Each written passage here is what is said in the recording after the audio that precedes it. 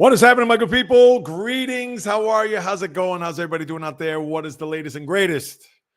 Here we are on another Wednesday live stream. Let's put up the graphic here.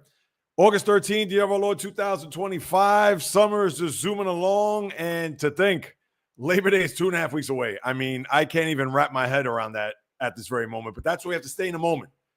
Another live stream. Glad for those who are going to hop on board. I already got my guest who's in waiting, but I want to get a few things off my chest before I introduce him. And I'm sure he's not in a good mood, sports mood that is, this morning, considering what's happening with his baseball team, which we'll talk about in a little bit. But as always, if this is your first time or if this is your, how many live streams have I done here? Doesn't matter. Just share your thoughts. No matter what's on your mind, no matter what you may hear come out of my mouth, whether it's something that you want to debate, whether it's something that you want to agree with, disagree, whatever, you know that this is an open forum for each and every one of you to put your thoughts there in the chat room. And of course, I'll post them as we move it along. I see a couple comments there, which I'll get to momentarily. And for those who are not watching live, shame on you. But the people who are watching on replay, still leave a comment. I'll get them. They'll get funneled to me. I'll respond as soon as I possibly can. So even though you may not be able to participate or at least view this live and in living color, at least you have an opportunity to chime in on whatever it is that's on your mind.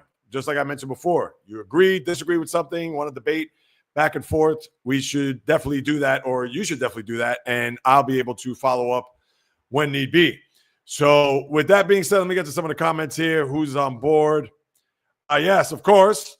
Val, good. Yeah, Padres beat us. I know. Last night, the Giants, who right now they're looking pretty bad. And yes, my guy Brent, north of the border.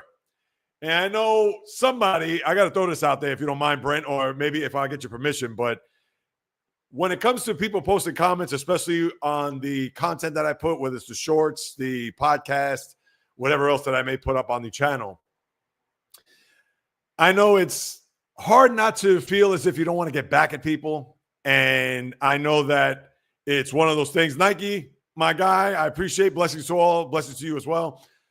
I know it's something that it's tough to kind of combat when you have somebody trying to maybe personally attack is a little strong, but when you know they're making a comment towards you and it's a thing where it's like, and listen, I try to go with the flow. We may have somebody that's going to jump on board who's been a part of my lives as far as my podcast pre-games on Mondays and Thursdays, and tomorrow, 9:30 a.m., you definitely want to hop on board. We actually had some interesting conversations there with some people that have jumped on, including J-Rod Damager, who is one that I didn't know who it was a couple of days ago until now. Oh, not now, that's very second, but until then. And the live streams, whether it's the impromptu ones on Monday and Thursday or the dedicated one, you know that this is always a safe space. So even if somebody's going to come out and make a comment or something stupid or silly, whatever, you just got to kind of roll it off your back and brush it. And that is that. So, but Brent, I'm glad you're on board. I'm glad you're here. And yeah, let's get right to it. Now, before I begin, I do want to start off with some baseball stuff. And I also have to add something else. And this is even indicative of what transpired last Friday in the NFL, and I posted a comment on my Instagram. Well, it's on my Threads account. It's through Instagram. If you're on Threads and if you don't follow me, that's fine. But if you want to, please do, because I made a comment about Shedeur Sanders, which I'm going to unpack a little bit later on. And for whatever the reason, I still haven't responded to all the comments because I wasn't expecting a firestorm of people trying to get at me to be like, oh, you're a hater. Oh, STFU, which I'm sure you know what that means. And all these different things. And even people trying to get personal with me, calling me a dumbass. I'm like, whoa. Listen, you do not have to agree with what it is that I'm saying, but you don't have to come out and call me a dumbass. So it's one of those things where, yeah, I'll take everybody's comments at face value, but of course I can retort in the way I want to, but I'm not going to all of a sudden stiff arm people who are going to try to hate or block them or whatever. No. If this is their opportunity to get whatever it is off their chest at me, hey, I'm putting myself out there as someone that's trying to gain some traction, as someone that talks sports, analyzes it, has my opinions on it. So, yeah, I'm ready for all the smoke. But when you're going to come at me in a personal perspective, that's where I draw the line. But even still, when I retorted by saying, you don't have to make it personal, he's like, oh, I wasn't trying to make it personal. All right, that's cool. Now we're straight. You want to get into Shedeur Sanders? We can. And I want to talk about that later on because I definitely want to get your take if you didn't see what I posted there over the weekend. Not necessarily on Threads, but I did put a short on my YouTube channel, which, of course, for everybody to see. Now, let's get right to it. I'm going to introduce my guest. I'm going to give him, let me see, it's 12:05. I'm going to get him on at 12:20. I'm going to try to squeeze in some baseball notes. As a matter of fact, the first two things that I want to discuss, I'm going to save. As a matter of fact, let me move this up here. All right. Because I was going to put the Mets third on my baseball list. But the first one I want to get, and Brent, I know you and I have gone back and forth with this, so this is going to be fun. So the Brewers are now won 11 straight. They beat the Pirates last night. Football score 14-0. They are now 75-44. They're 31 games over 500. Of course, you don't have to be a mathematician to figure that out. But one thing's for sure, this is where the math certainly applies. And I've said this on the podcast. I've said this on my shorts, etc.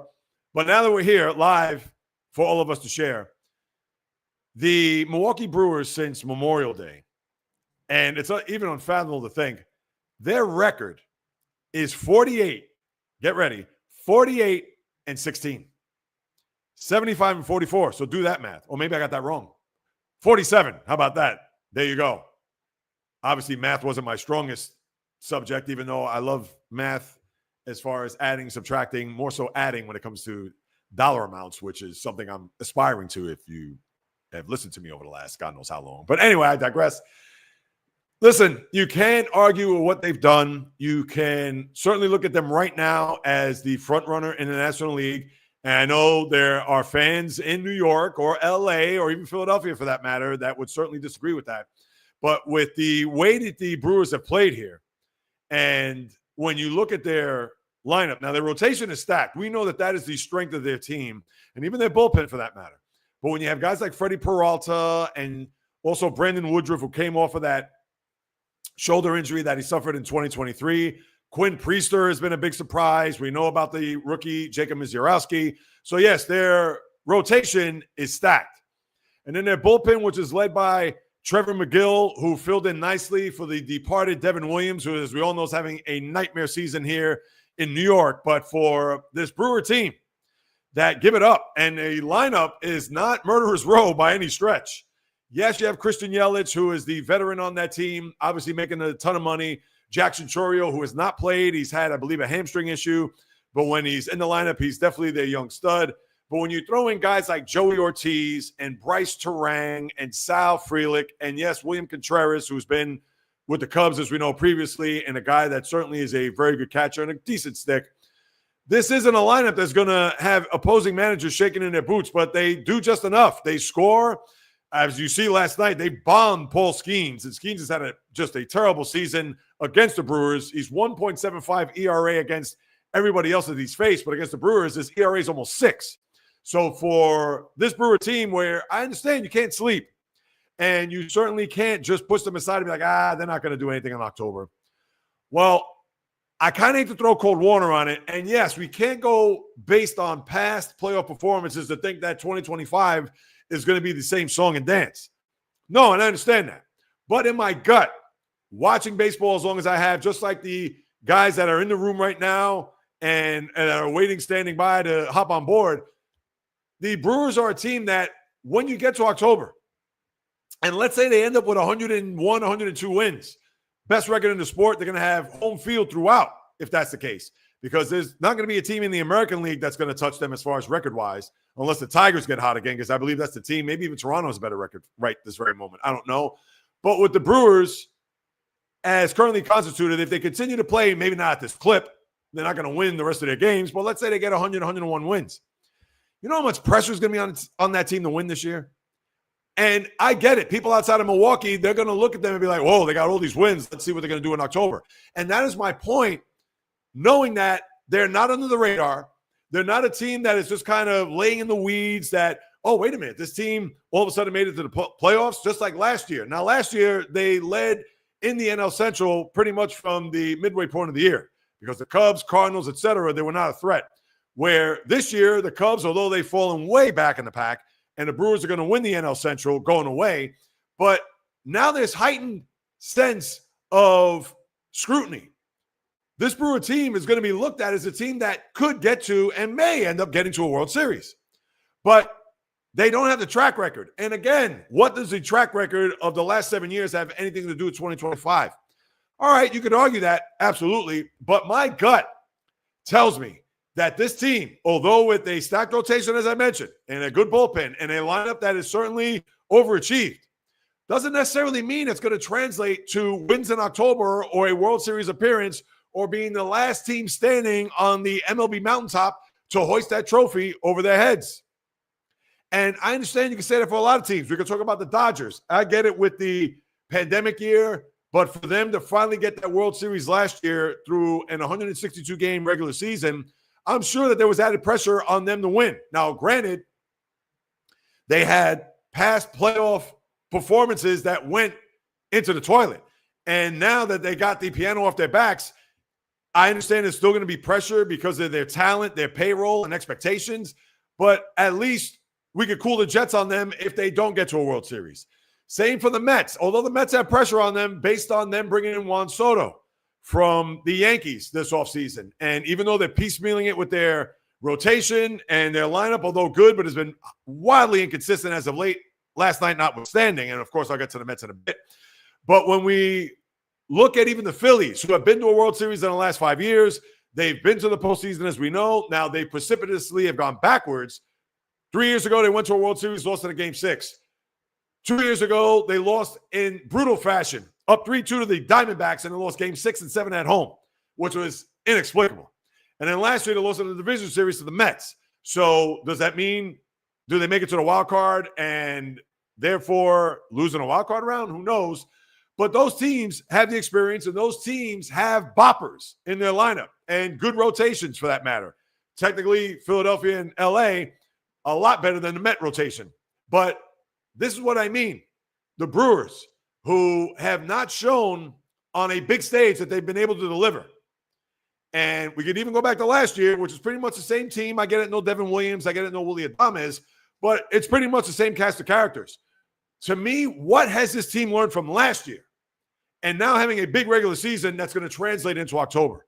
Because if they go into a division series and flop, or even if they get to a Game 7 in the NLCS, similar to what they did in 2018 against the Dodgers, and lost a Game 7 in their building, and they got shut out in the process. Even if they get to a Game 7 and lose in 20 innings, it's still going to be a major disappointment because of what they've done here in this regular season. Because let me contrast that with the Mets last year. The Mets were terrible at the point of Memorial Day, and they had the best record in baseball from that point to the end of the regular season. Now, they surprised the Brewers in the wild card round, as you know, the Pete Alonso home run. They beat the Phillies, which was surprising because the Phillies obviously had a big regular season in their own right, and the Mets disposed of them in 4 games. And they went to an NLCS to the Dodgers and lost at 6. Was it disappointing? Was it sad? Absolutely. You're not guaranteed to get that far this year. But the point is that the Mets, you want to say they had no business getting that far considering where they were Memorial Day? Now, of course, you could argue that and say that, but to me, last year was a magic carpet ride. If you would have asked me at the start of the postseason last year, and mind you, they had to get in on the last day of the season thanks to Francisco Lindor in Atlanta. But if it's a situation where you ask me at the start of the playoffs, the Mets are going to get to a Game 6 of the NLCS, I would have signed for that in my blood. I would have been like, no way. Maybe they'll get past the Brewers. All right, fine. Phillies, I can see them losing in 5. But no, they got to a Game 6. So there were no expectations going into this postseason, or that postseason. There were no World Series visions of me getting to a fall classic dancing in my head. Was I hopeful? Yes, but not being cynical and jaded from this perspective. But I would have just gone bonkers if they made it to the championship series, let alone get to a Game 6. So with all that being said, no expectations. It was a surprise to get there. The Brewers don't have that. Because, yes, they made it to the postseason last year and they won a division, and they're going to win a division and have home field throughout. So, therefore, to me, not only is the pressure on them, but if they don't get out of an NLCS capturing a pennant, to me, it's going to be a highly disappointing season. It's the teams that fly under the radar and come out of nowhere that get to a World Series, a la the Arizona Diamondbacks. And granted, they fell flat on their faces against the Texas Rangers, but nobody in their right frame of mind thought that the Diamondbacks were going to get to a World Series. So, therefore, you were pleasantly surprised for the 5 Diamondback fans outside of Arizona. And that's what I mean. So now the Brewers have all this hope, expectations, etc. So that's why I need to see this in October. And it's not a knock on them, their manager, team, organization, etc. But for me to believe it, I need to see it first. And that's my point. And I know Brent and I were back and forth on that. See a couple of comments. Let me see what Brent. All right, let's see, Brent. You quantified right up front that it was a preseason game. No hate otherwise. About that's Shador. Okay, yeah, I'm going to get to Shador later on for sure. And Val, why do they keep losing? Listen, the Giants, I think with them, it's a situation of, I don't want to say running out of gas, but they really come back to the pack. I mean, they got off to such a great start, and they bring in Devers, which you thought was going to be maybe the final or at least the key ingredient to get them to still be a part of this wild card race. But yeah, it just hasn't clicked. You haven't hit, and you've pitched a lot better, but you just haven't been able to get some big hits in big spots. And that's the reason why I think that you guys have just not been able to click and have been able to win.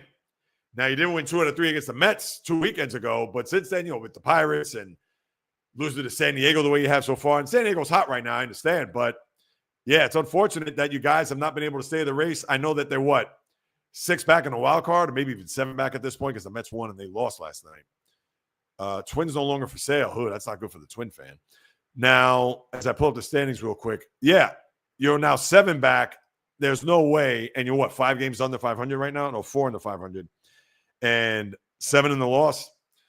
Yeah, you guys have to run the table. You're going to have to do a Milwaukee Brewers or Detroit Tigers of last year in order for you to get back. And Val, yeah, it's certainly not looking good. All right, so that's my situation with the Brewers. Now, I'm going to talk about the Mets next. I was going to talk about the Dodgers, but I'm going to save that for my guest, which I'll usher in a couple of minutes, and he's been waiting patiently, so I appreciate that. But as far as the Mets are concerned, and yeah, I know all the Brewers, the team to beat, pressure to win. I should have put that graphic up before, but obviously I didn't, but we already talked about that. Now, the Mets finally snapped their losing streak last night. 7 in a row. They have lost 11 of 12. Currently hold the last wild card spot in the National League. And they did so in grand fashion, not only by putting up 13 runs in a rocking chair game. Well, it wasn't really rocking chair much. They were 5-1, and then the Braves came back to tie the game. But then afterwards, the fireworks continued to the point where, speaking of fireworks, the Mets hit, I believe, 6 home runs in a game. And after the 5th home run, they said, we're not going to celebrate with fireworks anymore because we ran out. Now, that is just weird. I guess they weren't prepared. And maybe that was indicative of how this Met offense has performed here as of late, because they've not been able to win games, let alone score runs, that they did in Milwaukee on Sunday before losing in gut-wrenching fashion.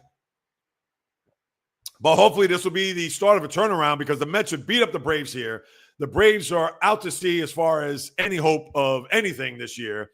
So they better get one of the next 2, if not the next 2, before the Mariners come to town. And then Pete Alonso hit his 253rd career, and then later on his 254th career home run as a New York Met, eclipsing Darryl Strawberry for the franchise leader all time, as Darryl had 252, and he held that distinction for 37 years. And kudos to Alonso. Who knows what's going to happen to him after this year? We'll worry about that next year. He's probably going to opt out of his deal. We understand, etc. But as a Met fan, hey, listen, records are made to be broken. Darryl is my guy. He is my all-time favorite Met. And listen, he held the record for a long time, and now Alonso has it. And listen, do I love Pete Alonso? I'll say I like him a lot, although he's a homegrown player, and if he extends his stay here in New York this upcoming offseason, it's weird, because you would think that I'd be a big-time Alonso fan.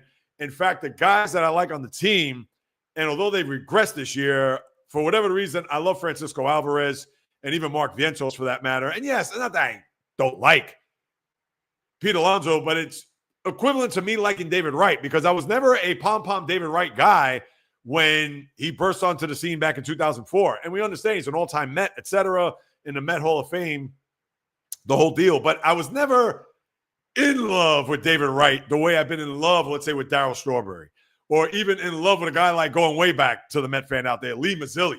I love Lee Mazzillion. That was during a time in Met history, which was the Dark Ages. Or I love Keith Hernandez. Now, I understand he's not an original or homegrown Met, but he was the first building block for what they did in the mid-'80s, that trade June 15th, 1983. And I love Keith Hernandez. Listen, as long as I live. And, of course, I love Doc.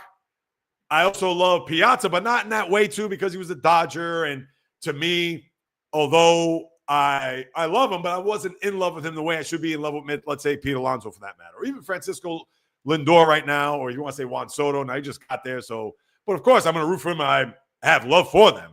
But as far as my connection with the player, Daryl's my guy, and I knew that this record was going to fall this year, and Alonso has it. So congratulations. So putting a bit of my fandom aside for a second, the Mets need to turn this around, and hopefully last night was the start of that, so where they could extend their wild card lead and have a bit of breathing room, because even though the Reds, who are 3-0 back, let me just double check that. The Reds in the wild card, as currently constituted, are 3-0 but 2 back.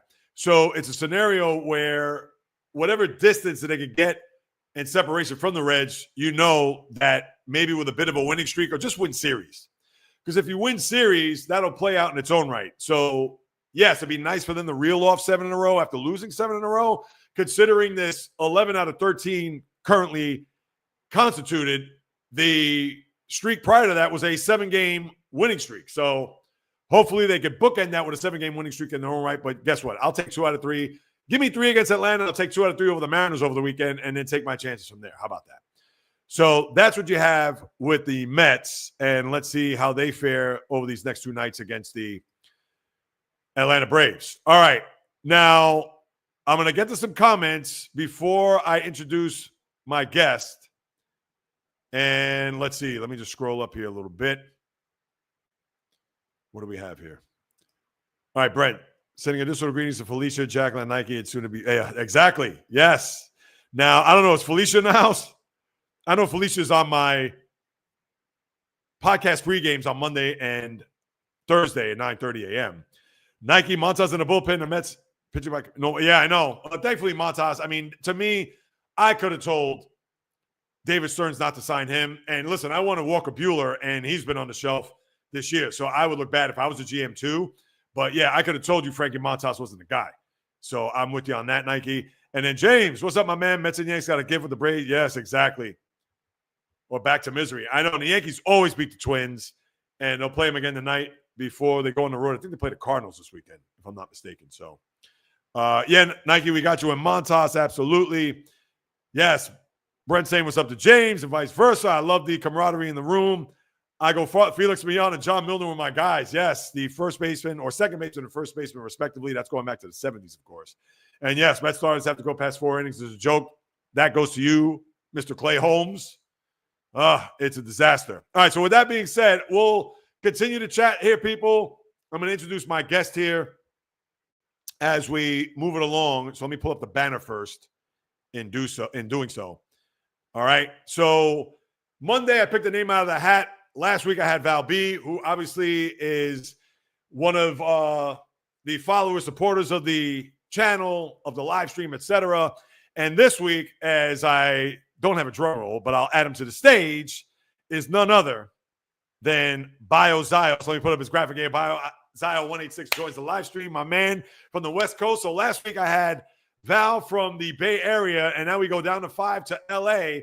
Bio, welcome, my man. Good to see you on screen. How you doing this morning? 3 hours behind on West Coast. Greetings, Jay. It's good to be here, man. I'm excited. I'm waiting a long time for this. I'm excited too. Obviously, you go back to the middle of last year, maybe even before that. Yeah. When you, of course, found me on YouTube. And, I appreciate you and everybody else who hops on board every Wednesday, as well as the comments that come through with all the content. But before we get to your beloved baseball team and obviously what's happening there with the Dodgers, introduce yourself, your fandom, your teams. Obviously, being from LA, I know it's me personally, I know your teams, but if you want to share with everybody, of course, that is on the live stream. Tell us your fandom, how long you've been a fan of these teams, so on and so forth. The floor is yours. Okay, so I'm from Southern California, close to LA. I'm a Dodger fan, Laker fan, Ram fan, UCLA fan, Kings fan. I've been a fan my whole life. I'm 49 years old. Grew up with the Dodgers. With the I want to show. I don't know if you guys can see. Got my Oh, look at Dodger that. tattoo. Oh, look at wow. Represented right there on the hands when you get the handshake. And then look at that. I got the Lakers. Wow, I like it. So yeah, I'm a real fan.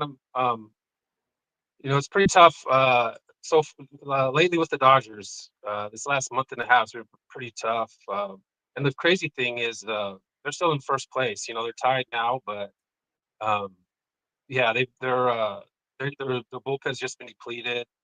Hopefully they get a couple of arms back here at the stretch run, but yeah, just kind of getting ready to go down the stretch run here with the Dodgers.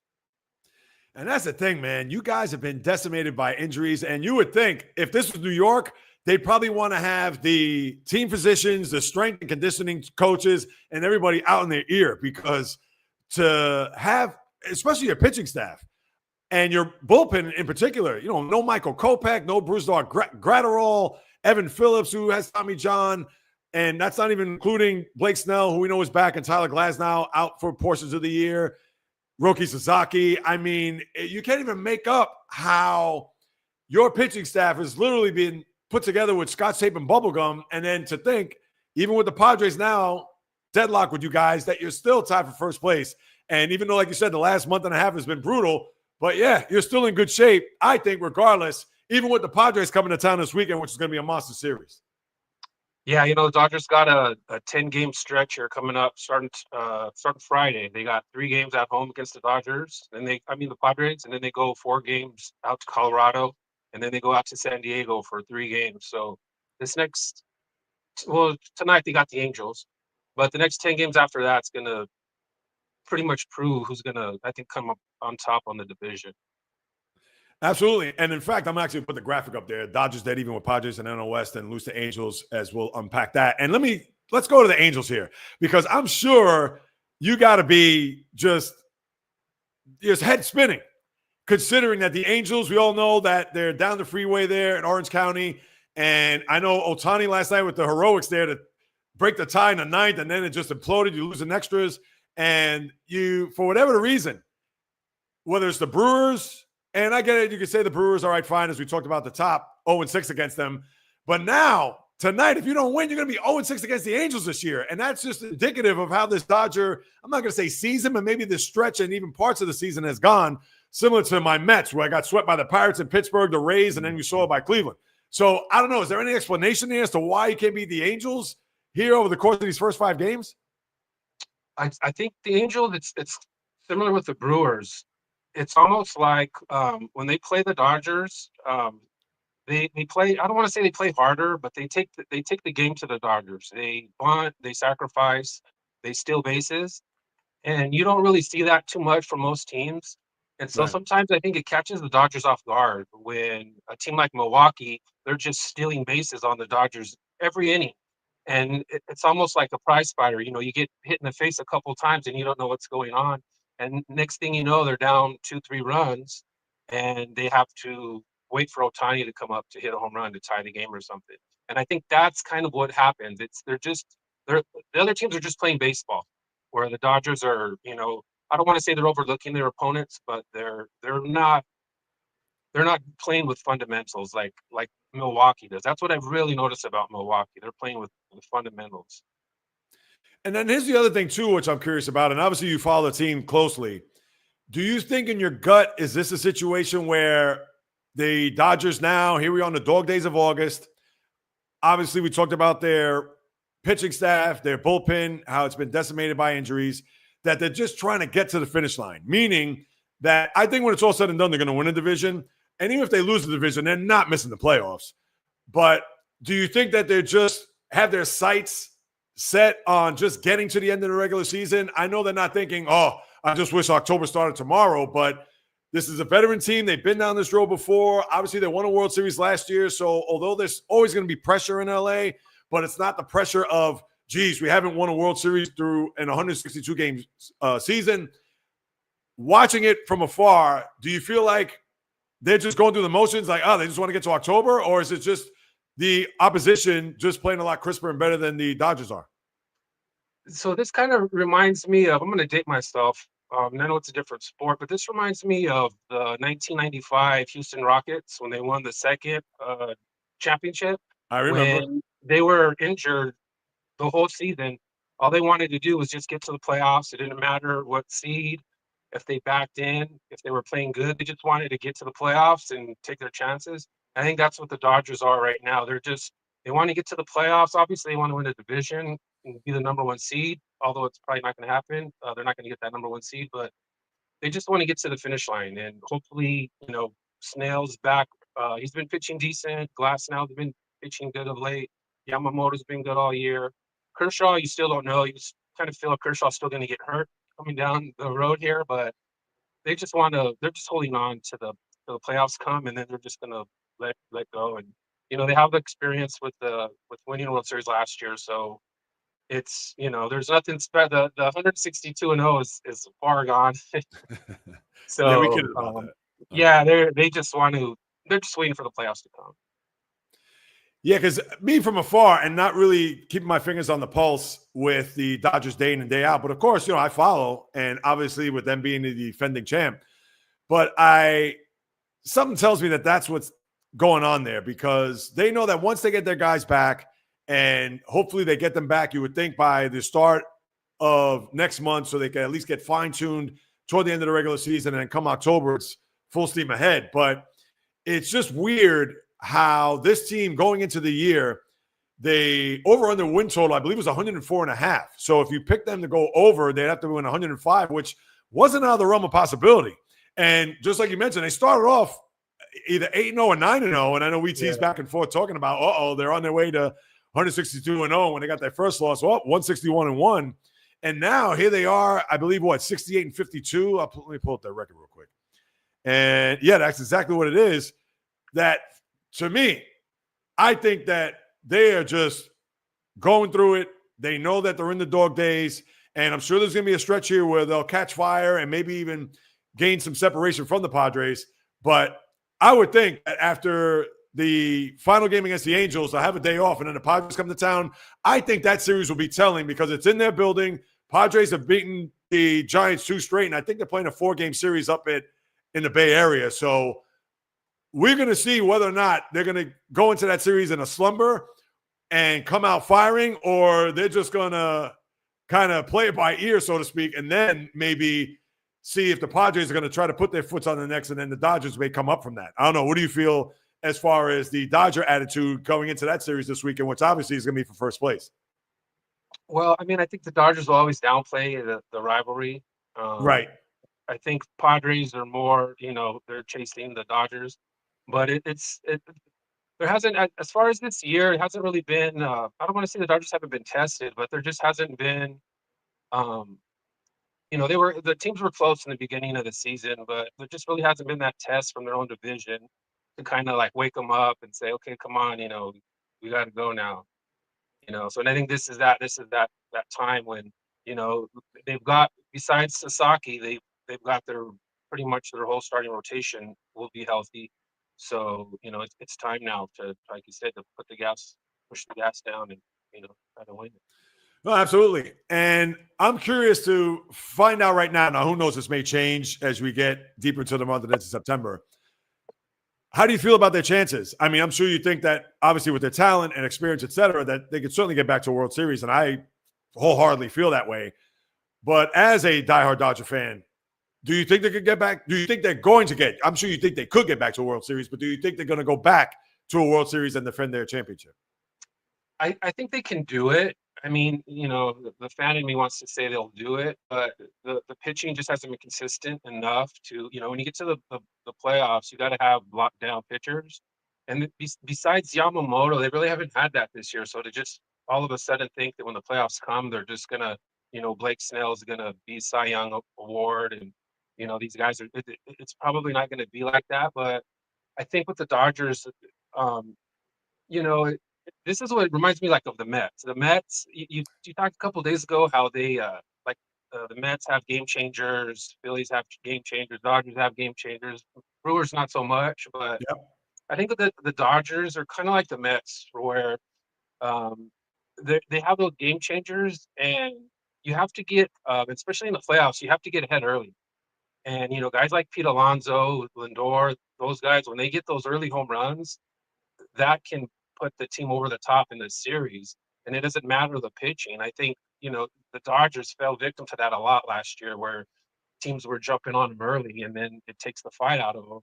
And I think when the Dodgers, their pitching just is not that strong this year because of the injuries. I think that's how you can get them. You just get on them early, and they're going to play behind. And it's just that's not the way you want to play. And also too with like Otani, I feel like Otani now, you're starting to see when you get to watch him every day, you're starting to see maybe the pitching, it's starting to wear him out a little bit. Mm. He's not. It's been a while since he's done both, and so now that he's doing it again, almost full time, you can kind of striking out a lot more than he did last year, and he's just not as like crisp as he was last year. So I'm thinking maybe the pitching is kind of down a little bit, so he's getting used to being the two-way player again. So I think that is something that has been kind of off with him lately. So hopefully when he gets to the if they get to the playoffs, he's the guy who can go further than 5 innings, 5, 6, maybe 7, because he hasn't gone 5 yet this year.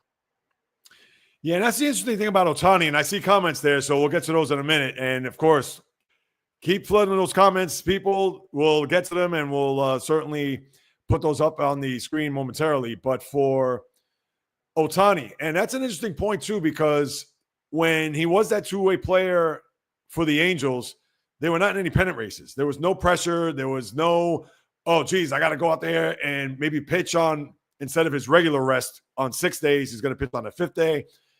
Now, because he's slowly but surely coming back, and right, they're increasing his workload, but now it's a situation where here on August 13th, the Dodgers are in 6, 7 games ahead, where they could kind of almost go by feel and make sure that Otani is going to be primed and ready to go come October, which I'm sure that's still going to be the plan. That's not going to change. But now the mindset, the mentality, and even the urgency, because the Padres are going to be there in this NL race.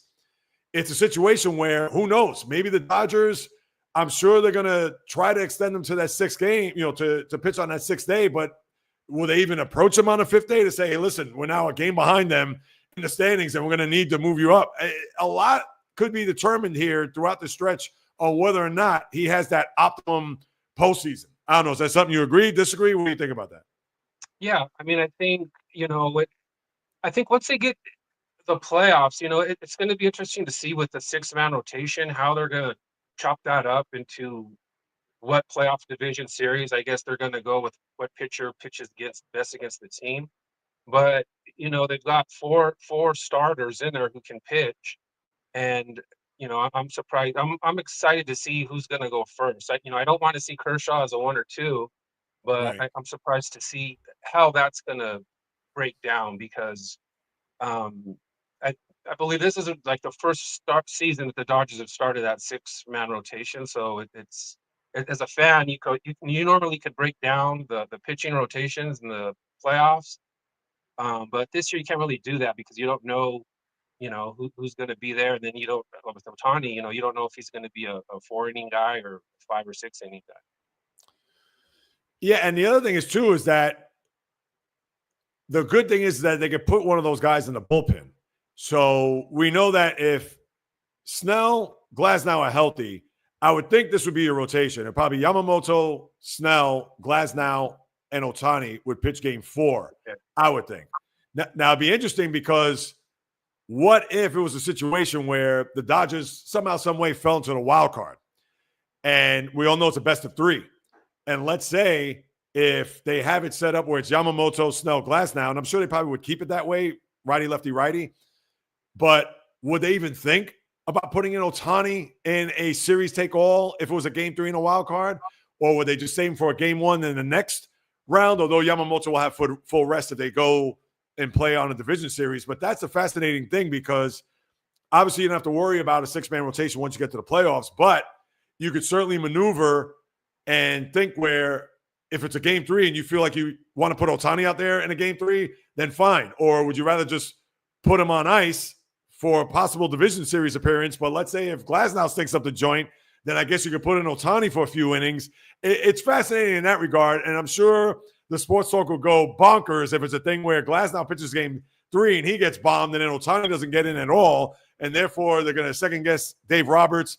I understand I'm putting the cart before the horse, but us as sports fans, these are the things that we digest, dissect, etc., as potential situations that could happen once you get to October. Yeah, I could see Dave Roberts putting Ohtani in a big game like that because, sometimes Dave Roberts, he likes for the players to be on a big stage. He'll put them there.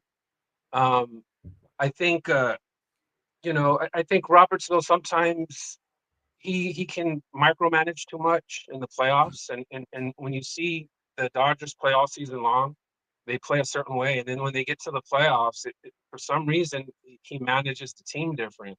And it's, you don't know what movie's going to make next. So you don't know if, as a fan, you say, you got to let Ohtani give him a chance because that's what he's there for. He's the, biggest player of all time, best player of all time, so to speak. And so I feel like this is the chance where you got to let him. And I can even see Kershaw maybe pitching the back end of a game. If the starter pitches 5 or 6 innings, I can see Kershaw coming in pitching the 7th, 8th, and 9th inning. Because David Roberts, he's been doing that with the bullpen lately. He'll have a starter pitch 5 or 6 innings if they get that far, and then he'll have a reliever come in. Although it's a young guy, he'll have him finish out the game and get a 3-inning save. So I can see Kershaw doing that, and also Ohtani as well. Yeah, and I think that they would have to do that if they're, let's say, maybe even as early as trailing 1-0 in a wild card series, or let's say 2-1 in the division series, where they may either have to move those guys up. If Ohtani, let's say, he's pitching game 4, he's going to start the game. But if Kershaw hasn't had if he hasn't gotten into any of the games, whether it be a reliever or a starter, and they want to try to at least stretch him out, that would be a perfect scenario. In a game 4, down 2-1 against, I don't know, let's say it could be against the Phillies. I'm just throwing it out there.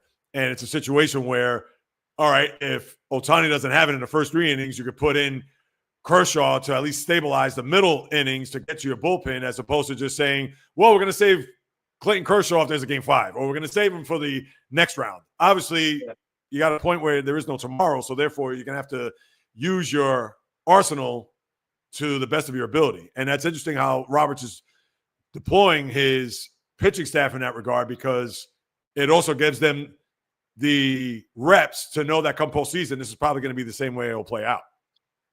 Yeah, and then, Sasaki's coming back also. He hasn't pitched well at all this season, but, that's another arm that can come in and pitch 2-3 innings in the playoffs if he's healthy, if he's pitching good. So I see probably their bullpen pitching more bulk innings in the playoffs as opposed to, bringing in Trinan or Yates or, like they did last year. They've been given the chance to succeed, and whether it's injuries or just not performing, they just haven't gotten the job done.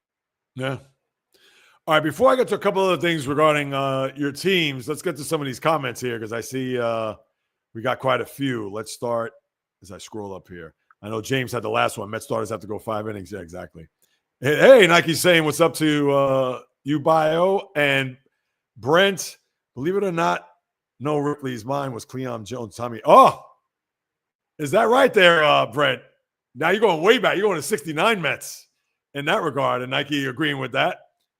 And then, interesting observation. I guess one of the things that you said obviously has resonated. And then Brent, wowzers, Nike. Yep. All right, here we go. Brent, I like, to my knowledge, the Brew Crew have never in franchise history, American or national. You know what? You're probably right about that, because now, if you go back to their successful years, 82, when they went to a World Series, I've got to go back and see what their record is. And obviously back then there were just the 2 divisions. The recent stretch that they've had, last year I know they won a division now, but again, they didn't have the best record in the sport. And let me see, Brewers throughout the years. Remember the one year in '87, they started off, I think, like 13-0, and they didn't even make it to the postseason that year. So this goes to show you. But you're probably right there, Brent, and I'm sure you are right. And it's one of those things, just like what I've shared with you, Brent, and even what Bio said momentarily or a short time ago. And this is what he said. I'll clue you in, Bio, on what Brent and I have gone back and forward. Or back and forth, I should say back and forward. So I think you and I are in the same camp of the Brewers, despite their great season to this point and everything that I've said, that there's going to be pressure on them, best record, et cetera. But the one thing that I worry about them is that they're more built for the regular season because although their lineup has been good and you can't front, but they have gamers, but they don't have those game wreckers. And we know the game wreckers are if you're in LA, New York, Philadelphia, et cetera. And right, does that guarantee that you're going to win series, or is that going to guarantee you a World Series? Of course, it's not. But the thing is that if it's 4-2 in the bottom of the eighth, and the Brewers, let's say 4-3, bottom of the eighth, and you're at Citi Field, and it's a situation where you got to face Lindor, Soto, Alonso. I'm sorry, the Brewers don't have anything to match with that. And I get it. They've been able to play fundamental baseball. They play smart baseball. They don't have a lot of power, the Brewers, that is. But until we get to October, that's when I will really be able to judge them, because I can't do so throughout the course of a regular season. And that's not to say they're not going to do well, but one more time, I need to see it in order to believe it. And that's the only thing that I look at when I see this Brewer team and how they played so far. I'm sure you probably feel the same way. Maybe you feel different. I don't know. I'm sure Brent will probably have something to say after your comments. Yeah, I mean, Milwaukee's got a chance. I think with Milwaukee, I think, they're pitching. Their pitching just has to turn it up another notch when they get to the playoffs, because they've shown that they can manufacture runs and that kind of thing. So it's just their pitching, and they've always had good pitchers with Milwaukee the past 5, 6, 7 years, going back to when they had Ryan Braun, and they always just seem, once they get to the playoffs, then you always want to say that Milwaukee's a sleeper, because they're small market, but then playoffs come, and like you say, they never take care of business. So this is they're probably their greatest shot that they've got, in a long time. So they got a shot. Yeah, they got a shot, but I feel with them, it's their pitching. They're a couple of those starters got to turn into Superman, during the playoffs. No, listen, I totally agree. And then here it is also, my guy Cole, Brewers proved to me in the playoffs. Until then, I have zero faith in them winning anything besides the division championship. And listen, and I share those same sentiments. And that's not with like any hate or hostility, but it's just the gut of my sports fandom. And you already know that there are teams, and we could go through a million teams in history, whether it's the NFL, NBA, that they can have big regular seasons or they can have big stretches, and people will right away, oh, we got to watch out for this team. It's like, yeah, but you know what? I need to see this in the postseason, despite the fact that their history, although it can't be predicated in 2025, I get that, but there's something to be said about a history, because Lord knows I'm a Met fan, so I know what it's like to think that, oh, hey, expectations, and look at the 06 team. 06 team beat the, I know, not to bring up bad memories, Bio, beat the Dodgers in the divisional series, and then they were that close before losing to the Cardinals. And we all know what happened there. Yadier Molina, Endy Chavez, Carlos Beltran, the strikeout there, Adam Wainwright. And yeah, to this day, I still have that scar on my body. So yeah, people could say the same thing about the Mets in that regard, where they come out and say, oh, the Mets, they're jinxed, they're cursed, they're this. I need to believe it when I see it. And you know what? I'd raise my hand high in the air to say that too, because again, that's my team. I follow them, and I always wait for the other shoe to drop. So it's not a knock. It's not a diss. It's not any hate toward the Brewers. It's just one of those things where until I see it, that's when I'm going to believe it. Yeah, I think I'm fortunate enough to be a Dodger fan these past 10, 11 years. So, my team's always, making the playoffs. So kind of realize when your team is number one seed and we're getting bounced in the playoffs every year, the number one seed it's not as special as maybe to a Brewer fan or to a Cub fan or, you know, so we're more of the thinking that we just want to get to the playoffs and we've done the 100 wins, and we've only got really one World Series ring, or not counting the strike short or the bubble season. Right. But yeah, it's and I want to say also too, the team that reminds me of the Brewers this year in the American League is the Toronto Blue Jays. They're a team that I don't really believe in them too much. I feel like they're more of a regular season team. You know what? I'm with you too. And listen, I want to root for them. Yeah. And when I mean by root for them, not that I'm a Blue Jay fan by any stretch, but because they play in the same division as the Yankees, and I certainly don't want to see the Yankees anywhere near the postseason.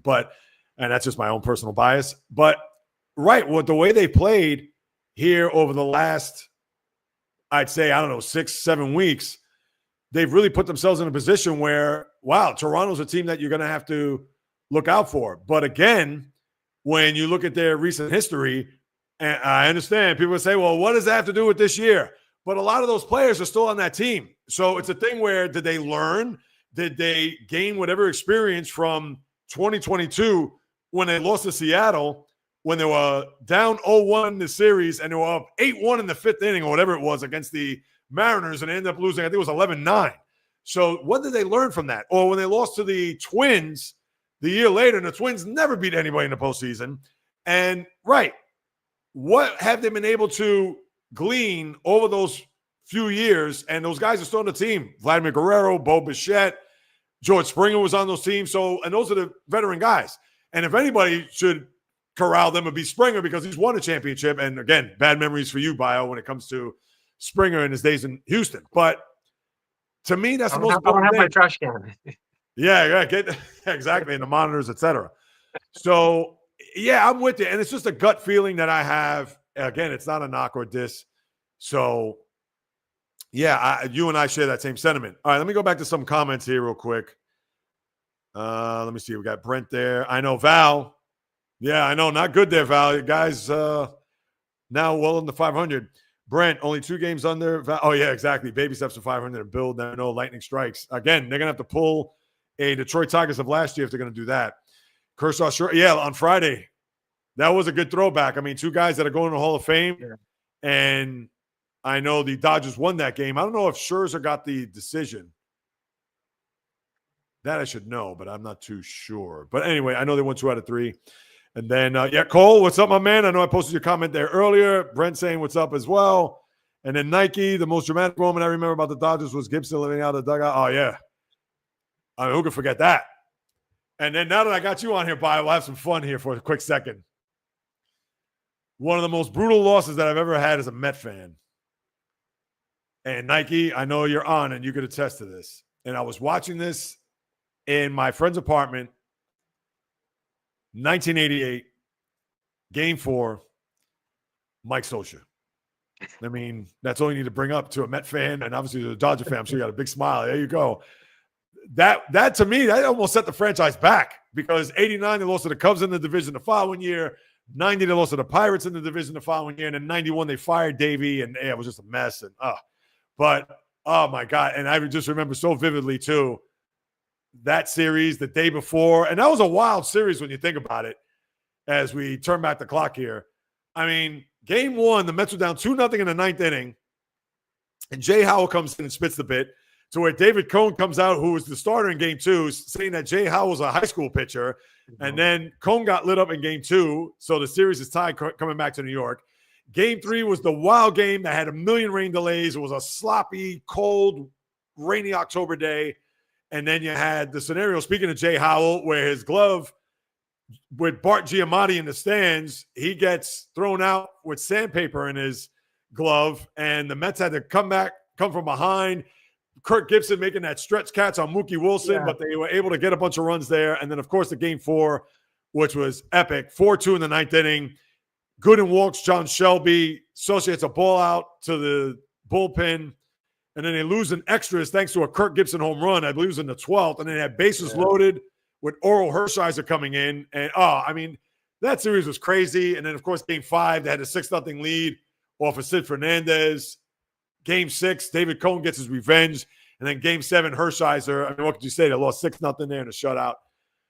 Bad memories there for sure. And that was one of those underrated league championship series, which led to Gibson's heroics in game 1 of the World Series that year. So Nike brings that up. And yes, even Brent comes out and says the arm pump going around the bases. Yes, classic off of Dennis Eckersley, where the Dodgers, with a bunch of no names, and I'm sure you can list the names, but the Mike Marshalls of the world, the Rick Dempseys, the Mike Davises, the Mike Sharperson, rest in peace. Yes. Guys like that who, let's face it, had no business winning that World Series against the ace team that was loaded with Canseco and McGuire. And I mean, I tell you, that was one postseason run that you guys had that obviously is etched from, it will be etched in your memory forever, and especially in light of the World Series last year and the pandemic year.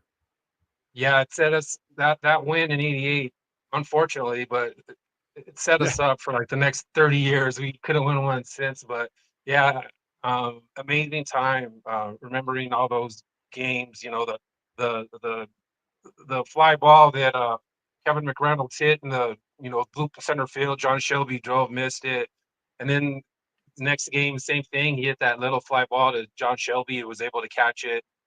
You know, I remember when they struck out you know, Howard Johnson there at the end of the game to clinch the series. Yeah. Mike Scioscia mobbed Romo Hershiser. He almost like tackled him when he, you know, when they won. And that moment you talked about, the Scioscia, that was like that one of those moments in sports where you lose that moment and it's pretty much going to go the other way.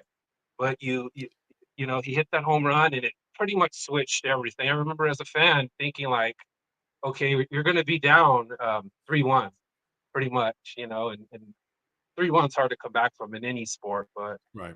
hitting that home run, that, you know, and people still don't, even on the Dodgers, don't talk about that moment a lot. They talk about more about the Gibson or, you know, but that moment is probably like one of the top, you know, to put the Dodgers over. Yeah, I mean, that shifted the whole series because for Scioscia, it was a light hitting catcher. I believe I want to say he had maybe 3 home runs that year, if that, or maybe 4. But we know he wasn't a big power guy. And then Gooden, now, of course, that's when starters were going the distance back then. And yeah, fastball down the middle. And it was funny because Shelby, I believe that was a long at bat, if I'm not mistaken. And Shelby was a good defensive center fielder, not much of an offensive player. And he worked out that walk. And it was just like, oh, and we all know walks kill you, especially in regular season games, but even more so in the playoffs. And then the next pitch was gone. So, yeah, you're right. That was one of the more underrated moments of that run because everybody does focus in on the Gibson home run because, obviously, like you mentioned, it's World Series, et cetera. So, and it's funny because now that I look at even some of the comments here, let me just scroll up here. Yeah. My guy James, and then Met fans had to cheer when Oral became a Met. Oh, the pain. And that was in 99 later on in his career where that was the case for Oral. He was on that 99 Met team that lost to the Braves in the NLCS that year. But let me just go back here to some of the comments. Let me see. Yeah, this is Cole's comments. I know Cole's another one upcoming here in a moment. Cole, let's see. Oh, Kerry Carpenter, you're talking coming back hot for the Tigers is huge in my opinion. Now, I know you're from Michigan, not to shout you out there, Cole, so I'm sure you're Tigers all the way for sure, and they're going to need whatever it takes. I don't think you're going to win the division, I think, going away, and they still, I got a 6-game lead. But with that said, and Cole, yeah, I agree, no hate, have to prove it when it matters. That's it. And Brent, let's see. As I've said before, this is 2025, 29 other teams love that the record at this point. No, hey, you're right. Not going to dispute that. There's no way I absolutely would in that regard, Brent. And you know that obviously you add a lot to that. What's your guys' thoughts on Tarek Skubal? You guys think he's worth the money there, talking to sign him long term? I'm sure Bob could chime in on this as well. Now, here's my problem, though, Cole, with that. He's going to command top dollar. And the Tigers, they don't function like a small market team, but And in the past, they've given out big deals. Obviously, Miguel Cabrera, you want to go way back before that, Juan Gonzalez. So it's not as if they're afraid of giving out big money. But Scooble's going to ask for, you would think, more than what Max Fried got with the Yankees. 8 for, what was it, 217 or 218? So my thing is that I believe he's worth it. And granted, he's done it over these past couple of years. It's not as if he has a big body of work, but you can only go based on what he's done. Yes, I think he's worth it, but the bigger question is, are the Tigers willing to pretty much give him a blank check and have him stay there for the rest of his career? To me, that's a big question mark. I don't know how you feel about that, Bio, because that is going to be one that the Tiger fan will be pissed off if they don't get to sign School on the dotted line.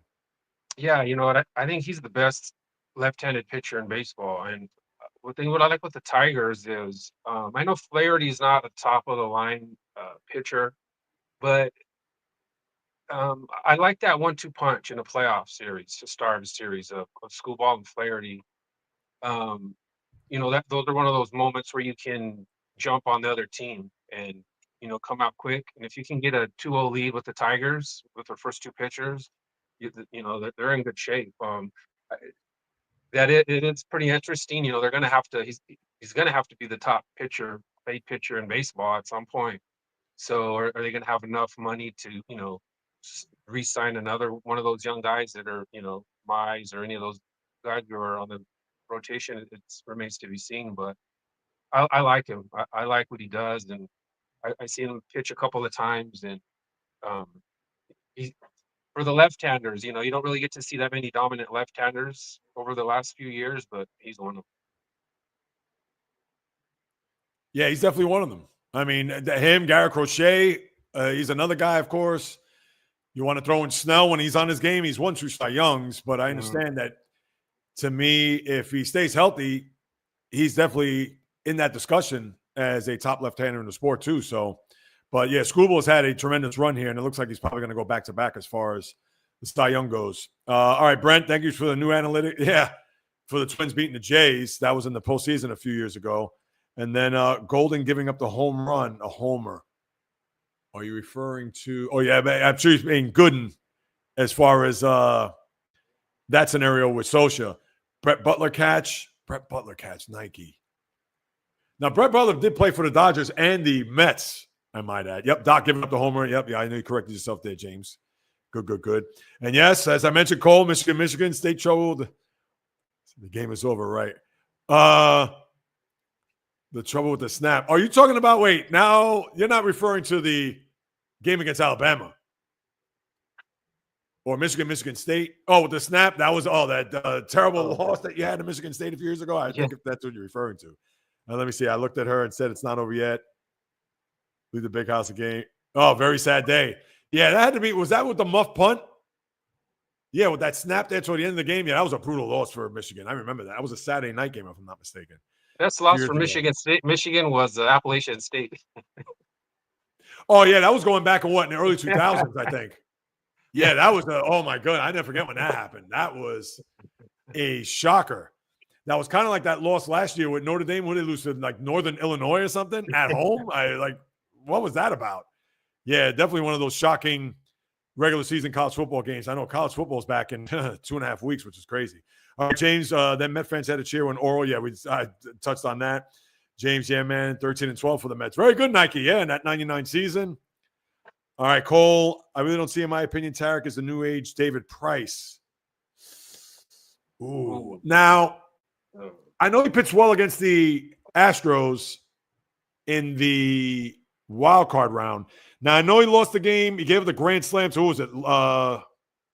Lane Thomas, the kid that was on, got in the trade with the Nationals. And it was 1-0 at the time. I believe it was the 5th inning when that game imploded on him, that game 5 in Cleveland. Now, all right, you want to call him David Price? That's a good one, Cole. I mean, now it's going to be interesting because last year, and I have to go back and look at the stats, the wild card round, I think he did fine against the Astros. And then he probably pitched game 1. Yeah, because Kerry Carpenter, I believe, hit a 3-run homer in game 1. They won 3-0. and I don't think Scooble fared in the decision. But this year, yeah, now he's going to have to deliver. He's going to have to come up big time here, and we'll see whether or not he'll be David Price or he'll be Sandy Koufax. And I know that's a lofty comparison, but since I have a Dodger fan with me, I figured I'd throw his name out there. So based on the current record, yes, he's worth the money. I mean, listen, he has, muff punt. Thank you, Cole. I appreciate that.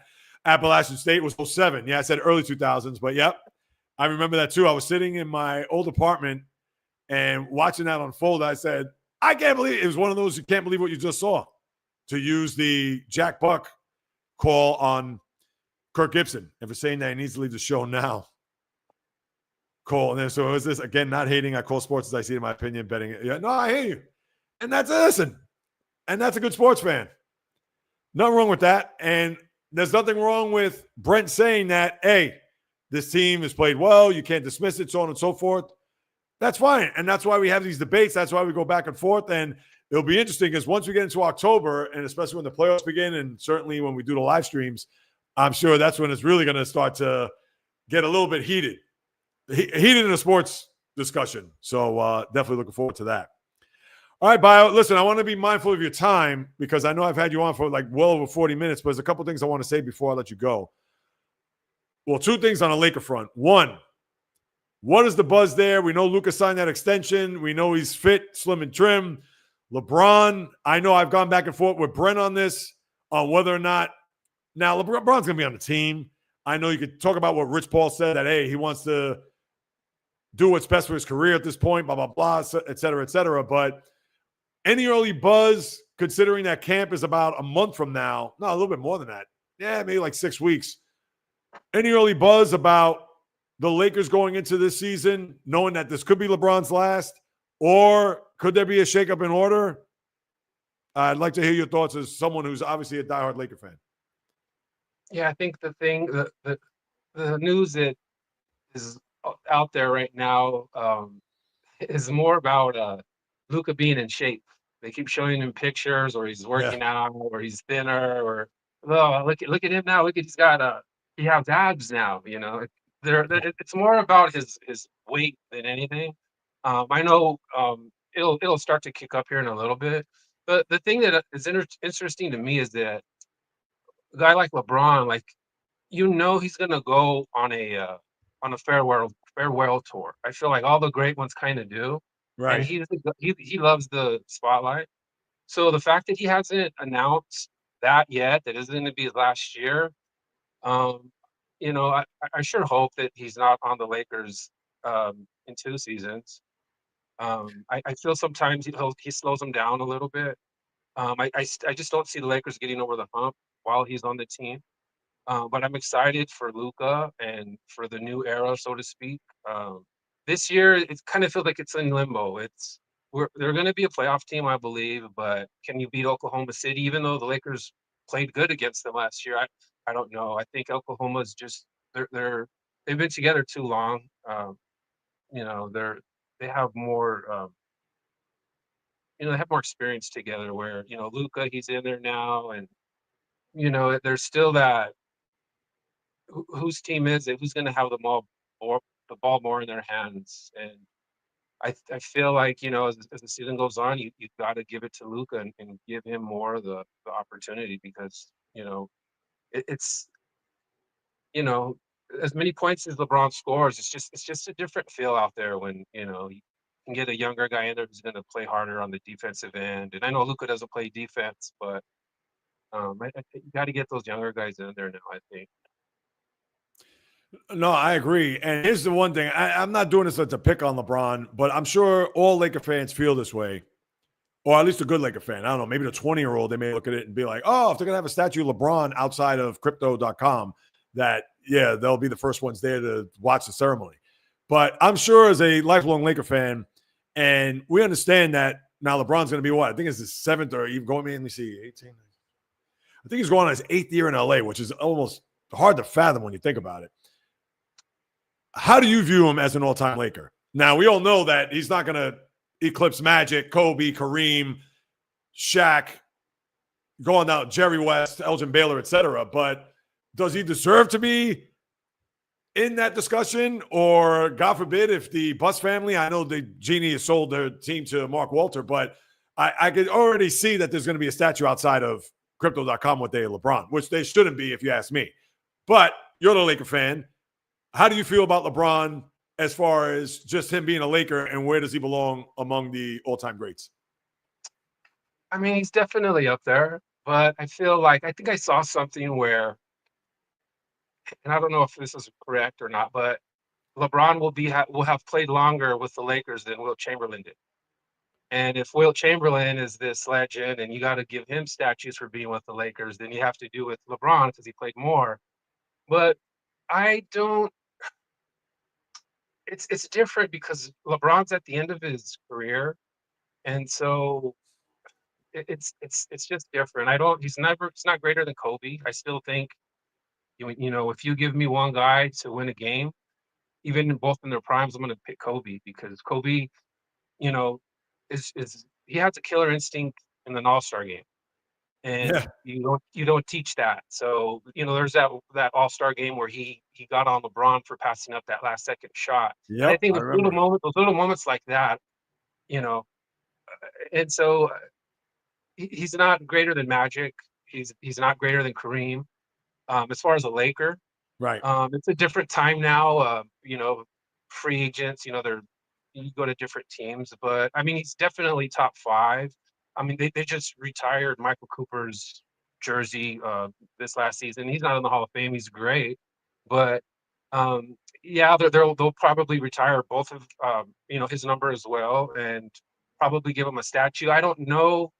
I think if you're going to talk about a statue in LA, I think a guy like Luke Robitaille should get a statue before LeBron James. A guy who's been in LA for 20 plus years. Besides, Wayne Gretzky, Luke Robitaille is the Kings. So there's certain guys who, I think in LA deserve a statue before LeBron does. No, that's excellent. Yeah, because Robitaille was a great King. I mean, obviously he played there forever, like you mentioned. I know later on, I think he won a cup, I want to say with Detroit later on. But yeah, I mean, the guy was played forever and was a big-time goal scorer. And look at that. And that just goes to show how much you have your fingers on the pulse, knowing that a guy like Robitaille should get his shine, although it's a different sport, it's hockey. But right. And to me, I understand this day and age, they're going to retire everybody's number, and it's a little bit too much, and statues or whatever. But despite his greatness and despite him being an immortal player, I mean, let's call it as we see it. But when you look at him on the Lakers, and granted, it was more on the back nine of his career, it's not as if if this was maybe during his days when he was in Miami, that if that was in LA for LeBron, it'd be a different story. But yeah, I mean, to give him a statue and to be among all those guys that we talked about, even as still as great as LeBron is, it's still tough to crack because those guys have really made their mark. And he even won a championship in the bubble, and that still counts. So I'm not going to look at that as like, oh, that one doesn't count. But yeah, it is a little polarizing to think that a guy of his stature in the pecking order of all-time great Laker greats, that he is somewhere near the bottom of that as opposed to being 1, 2, or 3. Yeah, we didn't even mention Jerry West or Elgin Baylor. So Yeah. Like you say, he was at the back end of his career, so it's sort of not the same. He wasn't chasing MVPs with the Lakers; he was just chasing rings. So it's not where Magic and Kareem and Kobe, they're all chasing rings and MVPs. So he wasn't really going to do that with the Lakers, LeBron. So it's tough, but I think I can name a lot of other guys who could get a statue before LeBron. Yeah, but we'll see. Obviously, that's for down the road to see whether or not the organization is going to do something to him, whether it is a retirement jersey or obviously a statue outside of the arena. And one last thing, I'm going to get to some comments in a second. I'll just ask you this one last thing. We'll go to some comments, and then I'll let you go by. And I appreciate all this time, man, because I don't know if you're working from home or if you have the day off or whatever. So one more time, man, just for you to take any time out, but especially this amount of time. Again, it certainly doesn't go unrecognized, but the NFL obviously is coming. I know you're a big Ram fan. They were that close to beating Philly last year in Philadelphia. And this year, you would think San Francisco, as long as Christian McCaffrey stays healthy, and for Val, if you're in the room, I know he's a Niner fan. If he stays healthy, I'm sure they're probably going to be pretty good this year and neck with the Rams. What are your thoughts? Do you feel like they're going to have a good season? Do you feel like they're going to maybe have a run, considering that, yes, we know about Philly, we know about Detroit, and if you want to even say Green Bay, although I'm not big on Green Bay this year, we feel it's going to be top heavy in the NFC with those two teams maybe being up top. But with the Rams, your thoughts? Do you think you have a big year, or do you think you're going to guys be neck and neck with San Francisco to see who's going to win a division? Yeah, I think the Rams are going to be good. I think they can win their division. Obviously Matthew Stafford being hurt with his back, that it's almost like a every year thing with the Rams when they start a season. It's Matthew Stafford's hurt or Sean McVay's going to quit. And we haven't got the Sean McVay's going to quit this year, but it's the Right. same story with Stafford. And at this point, you don't really get afraid because he's always getting banged up. He's hurt. So, he's the guy that's he'll be there, when the game starts. 49ers, look, I hate the 49ers like you hate the Yankees. So, Right. I kind of feel that maybe Arizona has a little bit more, I don't want to say a better team than San Francisco, but I feel like they have a little bit more fire behind them. I feel San Francisco, although they have the weakest league or schedule in the league, there's just something about the 49ers that they've lost a lot of guys. And They I know a did. lot of them were hurt. But when you look at them, you got to really look at who they are. And they lost a lot of receivers. Ayuk's not coming back until midseason. And even if he does come back, he's not going to be tip-top shape as soon as he comes back. It may take a few weeks. CMC, can he be healthy the whole year? He's been with the 49ers, I think it's 3 seasons now. He's only had one healthy season. I just don't. I feel like they're in a another down year. The 49ers. Obviously, I'm a Ram fan, but I just feel the Rams, their defensive, uh, especially their defensive line, they got a lot of young guys in there who can get after the quarterback, and that's something that even with Aaron Donald, they didn't have that so much, and it's a totally different team now. Their defense, the way they play now, than the way that they played when they were winning the Super Bowl. So I'm more excited about the defense than I am the offense because you know what Puka Nacua is going to do. Devontae Adams, you hope he's going to be the player that's going to put him over the hump. But I with their defense, I like their chances. I'm not going to say they're going to win the Super Bowl, but I know they can make a deep playoff run. Um, and I think, like I said, I like Arizona. I like their players that they drafted this year, and I look for them to kind of maybe make a run with the Rams, them two teams. Yeah, and it's funny with Arizona last year because I remember at one point they were 6-4 and they led the division, and that was a surprise because the Niners had a long year. Seattle, they turned it on midseason and they fell late, and then obviously the Rams were still kind of middling around that time. So yeah, you just wonder whether or not Kyler Murray will finally put it all together. Not that it's all on him, but you do have a quarterback that is at times erratic, but certainly a guy that can make plays. And with Trey McBride, the tight end, who just got a big deal this offseason, and let's see what happens with Marvin Harrison Jr., second year in the NFL. They have weapons. So now it's just a matter of them defensively on whether or not they're going to be able to stop people, because it's one of those situations where between your team, obviously, you're going to throw the ball over a lot with what you have there, especially if Stafford's healthy. Brock Purdy in their system, and, of course, with Christian McCaffrey. Seattle, I don't know if they're going to have a big year, even with Sam Darnold there. But, again, they traded away DK Metcalf, and also Tyler Lockett is gone, so I don't know how good they're going to be. But I would think it's going to be between you guys. Maybe Arizona will surprise in that regard. And, obviously, if the Niners, if they remain healthy, I would think that it's going to be a fight to the bitter end between you two rivals there when it comes to this upcoming season. Yeah, I mean, for me, my favorite rivalry right now is Rams 49ers as far as my team. It tops Dodgers Giants. It tops even Lakers Celtics. Not all time, but Right. um, right now, that to me that's the best. My best rivalry going right now is the Niners and the Rams. And the Rams have a three game win streak on the Niners, so we got that going for us. Cover your ears, Val. You don't want to hear that. So yes, but of course, no, and that's the one thing. Like you said, those that team up the coast is certainly not one that you will root for even at gunpoint. And I hate to be extreme, but I've with you 100%. All right, let me see a couple of comments here. Let's see what we got. Again, not hating. Yep, that's Brent. Perfectly said, Cole.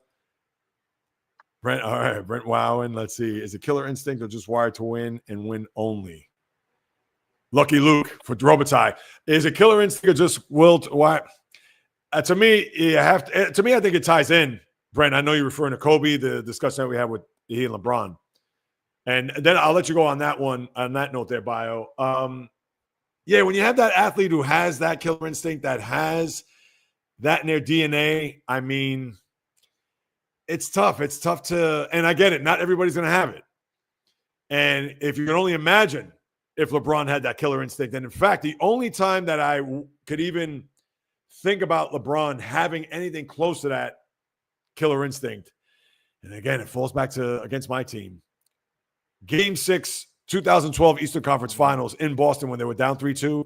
And when you see him warming up and little pregame, you see him on the court, and he had this look on his face that he was ready to just literally kill anybody in sight. And when I watched that prior to that game, I said to myself, I said, that is a look I've never seen on LeBron's face. And if that's what I think it is going to be a long night. And then what did he do? 45, 15, and 5, and a blowout later. And mind you, it was mano a mano in Game 7 down in Miami.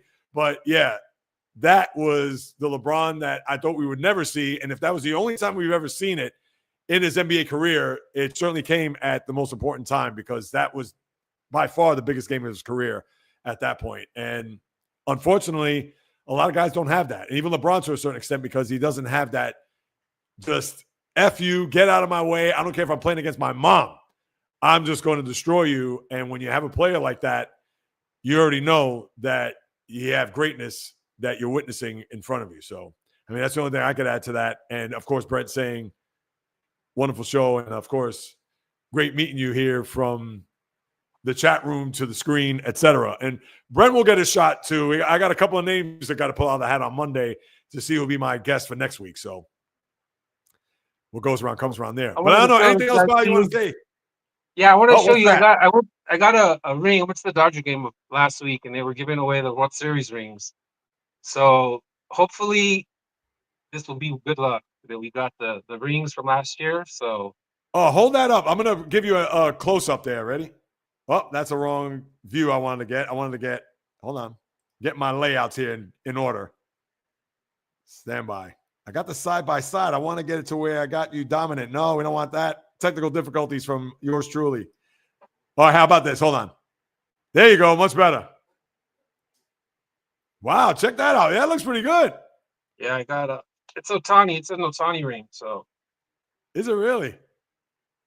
Wow. That's cool, man. As a fan, I can only hope to get one of those, maybe as early as this year. And I probably should have given it the split screen this way. I don't know why I had it this way the whole time. And congrats to Pete Alonso getting the all-time Mets home run record.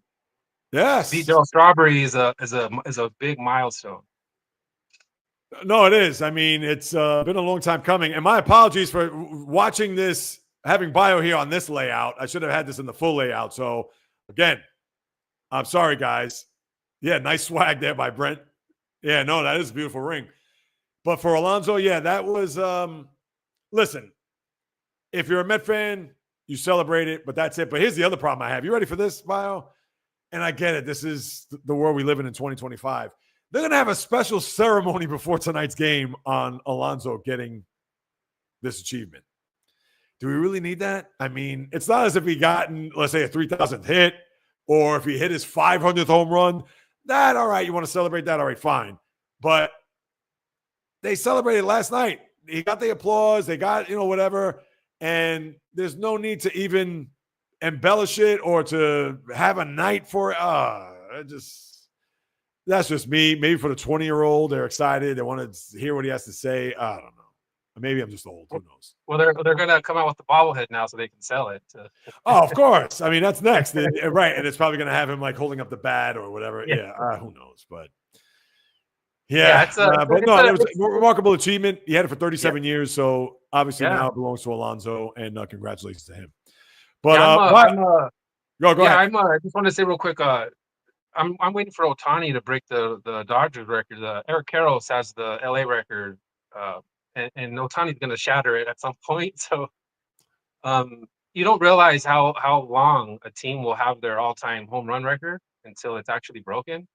Yeah. And, Darryl Strawberry's, it's a long time ago, And to think of all the Mets players that they've had, and they've, the Mets did a good thing by re-signing Alonso.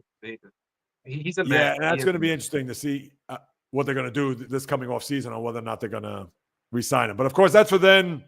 I'll worry about that once the season and once the World Series is over. And then obviously, I'll be talking about it a lot here on the live stream and, of course, on the podcast. I think Nike's heading out. Great show, Inside Bio from Nike. Yes. Thank you, my man. I much appreciate your participation as always, Nike. Thank you so much. And Brent saying later to Nike as well. And Bio, before you go, I don't know, any last words, anything that you want to plug, anything you want to discuss, whatever, the floor is yours. I'm just glad to be here. It's been a long time. Been following you for a couple of years, I think now. This is cool. I kind of like this. To meet all the other the followers too in the chat. So just wishing everybody a good Wednesday. A lot of sports out there. Baseball's heating up right now. 95 degrees today in California, Southern California. So, barbecues and baseball, you can't beat it. Can't beat that. And for you, it's like summer all year round. So listen, I know I try to just enjoy as much as the warm weather I possibly can, because before you know it, the leaves will start turning and everybody's going to talk about hoodies and pumpkin lattes and all that other nonsense. So yes, obviously in the moment, got to enjoy it as much as I know you're enjoying the 95-degree weather there in Southern California. And I hope to get out there one day. And if I do, trust me, I'll make sure to give you a heads up as to when I'm heading out there, because I do know a couple people out there, but I haven't been able to get out there in quite some time. So trust me, when that day comes, you'll be one of the first to know. We're here, man. We're waiting for you. I take my hat everywhere I go. So I take it to the Laker games, Dodger games. I take it everywhere. And I appreciate you rocking the swag. Absolutely there. Yeah, I appreciate that very much. You know that. As we, like I say, I feel like we go way back. Not even just over the last year and a half, 2 years, whatever it may be. Yeah, just you got to see my Dodgers win a World Series, and I got to see your Celtics win a championship. So that's right, here just over the last year. Absolutely. So hopefully not at the expense of our teams, meaning that if the Mets lose to the Dodgers again or vice versa in the postseason, that it doesn't happen along those lines. But obviously, much success to your team and teams moving forward, whether it be the Rams, the Lakers, Kings, etc. And Bio, I do appreciate all the time you're giving me today. Thank you so much. And obviously we'll be in touch, and I'm sure we'll see you future live streams, etc. And who knows, if anything crazy is happening in sports and another live stream down the road, I'll have you come on just to get your input. I'll reach out to you. Sounds good, man. I'm here. Absolutely. Yes. And of course, let's see. Brent, yes. Hey, can't wait to get mine. Yes. As a matter of fact, I sent Brent out last week, but of course it's going to Canada, so it's going to take a sweet time, unfortunately. But hopefully, I'm sure he's tracking that down with the post office. If you haven't, Brent, I have the info. I believe I sent you the receipt too, so you can check that out. Yeah, you can order right here for anybody who wants swag. I know James, back in the day, I know he wants the hat to rock too. And James, I go way back with, so absolutely 100%. And I hope to have mine. Oh, it says the 25th. Wow, it's going to get that late? Jeez, another 12 days. I know. I wish I could have sent it sooner, or if not, I could have gotten it overnight. But, that would have cost an arm and a leg, Brent, and I didn't want to do that to you. So, I just got my puppy in the back. If you heard, I just tweaked her tail as I'm on my chair here. Sorry there, kids. Bio, thanks again, brother. I really appreciate it. I'm sure I'll see you next week here on the live stream or in future live streams. And obviously, I'll be in touch. So thank you so much, man. Much appreciated always. Thanks, J-Reels. All right. You got it. That was by Ozayo, my man, who joined us here on the live stream. And I have a couple other things that I want to get to before I sign off. Let me, 1, 2, 3. Hold on 1 second. All right. So as far as, here we go. Just want to make sure I got my graphic here. Real quick with Shedeur Sanders. I know he had a successful preseason debut. I know this is 5 days old already, but I got a lot of flack from people, especially on my Instagram threads, which I talked about earlier, about it, not necessarily Shedeur, for instance, or the character, his play. To me, it was a situation of it's just a preseason. It's one game. Can he build off that? Absolutely. Was it meaningful to him? 1,000%. But last I checked, this isn't week 2 or going into week 2 of the NFL, or this isn't September. We're still in August. So it's not a situation where I could look at what he did and think that, oh, wow, Shedeur's arrived, or oh, wow, he's going to light the league on fire. No. We got to wait till games are of purpose, of meaning. And that was my take on it. But all of a sudden, everybody, oh, you're just hating. Oh, what is it about Sanders you don't like? Oh, give the kid a break, blah, blah, blah. Like, come on. I mean, what are we watching? We're watching preseason football. Same for the Giants. And I understand Jackson Dart, who played well against the Bills. But right away, is Jackson Dart all of a sudden going to be putting on a gold jacket when it's all said and done? And people go say, well, Shedeur Sanders was drafted in the 5th round, so he's not going to get as many chances. To me, that's nonsense. The name on the back of his jersey is going to keep him for as long as he's going to play significantly well. Now, obviously, he's off to a great start. You got to give it up to him, but I'm not going to all of a sudden think that this one game is going to be his career. No. Nonsense. Let's see how he does here in the second preseason game. I'm sure they're going to give Dylan Gabriel a look, and I would think Shedeur is going to probably play the second half. I wouldn't think Joe Flacco or even Kenny Pickett's going to see the time of day. Pickett has an injury that he's nursing, and Flacco, who's probably going to be the opening day starter. But, yeah, all these people getting on my case for the Sanders, as far as his debut, trying to say I'm diminishing it because it's a preseason game. Well, yeah, it is. And just like I said, that's like the guy who comes out of nowhere in preseason baseball, an exhibition, and he hits 8 home runs during the spring, that automatically I'm going to think this guy's going to be a home run champ, or he's going to be an MVP, or he's going to be, an all-time great. No. Those exhibition games mean nothing. Let me see this when it's for real. And that was my point. And that is my take when it comes to, yes, Brent Kisman is okay. She's actually, where did she go? Oh, she went behind. She's actually back there now. She was sitting right behind me in the chair. And as I just wheeled back for a quick second, I heard her yelp or cry, and I feel bad. And I wish I could, now that she's over there, I would have picked her up. She was literally here and then went back there. So, but I appreciate that, Brent. Thank you so much for your concern. But that was my take on Shedeur. But what I want to get to next is this, just a little podcast update and posted to YouTube. Now, this is something I'm considering. And Brent, I know you're probably thinking, no, don't do this just yet. My YouTube channel, as you know, still just trying to keep building it, trying to do what I can to get that exposure, to get people to watch, listen, comment, all that.